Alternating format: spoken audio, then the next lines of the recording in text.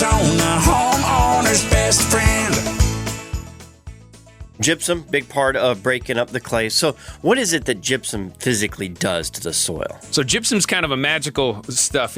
What it does is there's a static bond. So as things dry out, I mean, everybody understands that as your hair dries out, it kind of gets more staticky, things like that. Well, as soil dries out, there's a static kind of issue that happens there too. And there's a silica.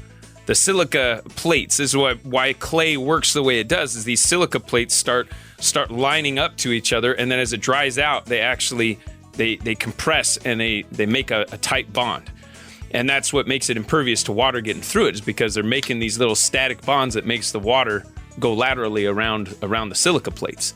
And then what gypsum does is it basically breaks that static bond. And so just chemically, as it's percolating, as you get water going through gypsum through clay, what it's basically doing is it's snapping that bond, that static bond, to allow water through. And it happens almost instantaneously. Anybody, you put a little bit of, if you got some really a clay ball like we were talking about earlier, we got this clay ball in our hand and we take some gypsum, we kind of coat it with a little bit of gypsum and then just move it a little bit, it just starts breaking up into little pieces quickly.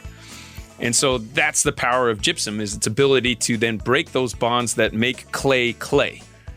And that's what makes it work.